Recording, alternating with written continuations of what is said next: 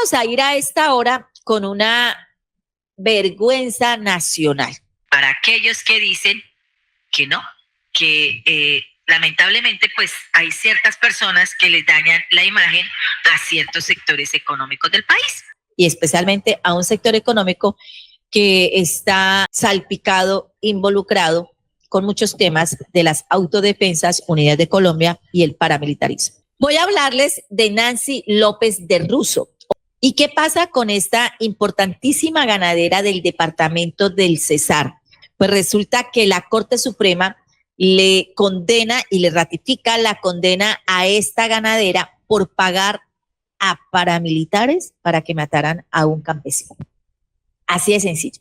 Nancy López de Russo le pagó a los paramilitares al mando de Daniel Hernández, 39, para que asesinaran a Luis Miguel Pérez y así fomentar a otros parceleros a que huyeran de los predios que el gobierno les había entregado. Vamos entrando, Ovidio.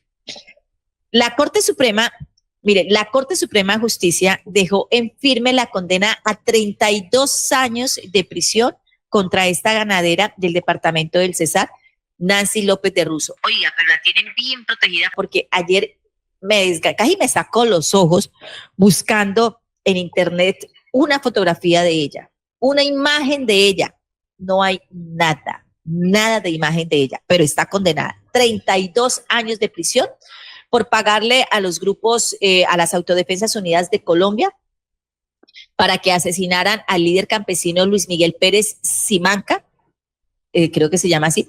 Y este señor era un reclamante de tierras, y él luchaba por los derechos de los campesinos que habían sido despojados, y de esta forma, al asesinarlo a él, ella se quedaba con la finca que el Estado colombiano le había entregado y sobre lo cual debía pagar un 30% del valor al señora López.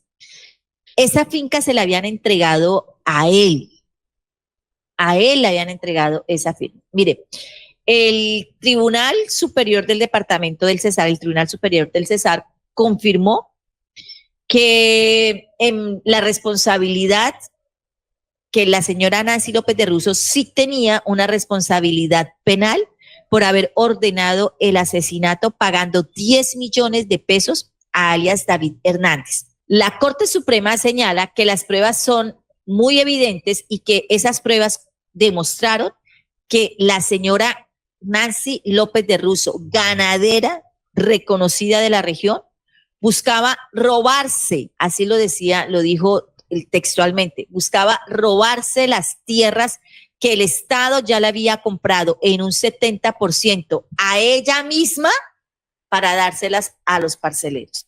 Es decir, a ella le compraron las tierras, le pagaron el 70%. Ella recibió la plata, se embolsilló la plata y después ella se mandó a asesinar al señor al que el Estado le había entregado esas tierras, para dejar además un mensaje. El señor era reclamante de tierras y además con esto dejar un mensaje para los otros campesinos para que simplemente dejaran las tierras y se fueran de ahí. Mire, ¿qué dice el fallo de la Corte Suprema? Se recalca el fin ulterior de la procesada era recobrar la posesión en la tierra que había vendido al Incora y que la entidad había adjudicado al Oxiso y a 14 familias más, independientemente de las justificaciones entregadas al entonces comandante de las Autodefensas Unidas de Colombia en el departamento del Cesar para inducirlo a que diera la orden de matar. Eso es lo que señala el fallo. Quedó probado que su intención fue determinar la muerte de Luis Miguel Pérez Simanca para, de ese modo, incitar a los demás parceleros a huir de la tierra que el Incora les había adjudicado. Fue lo que sentenció la Corte Suprema.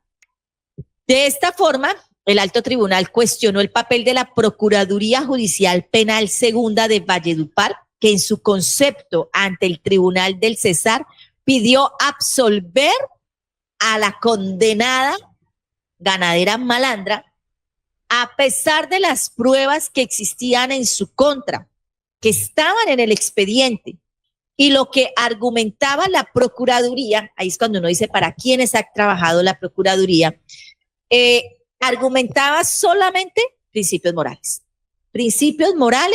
y su religión católica, porque decía la Procuraduría, que teniendo en cuenta esos principios morales y la religión que ella tenía, era imposible que ella hubiese tenido alguna relación con los paramilitares y mucho menos mandado a matar a alguien.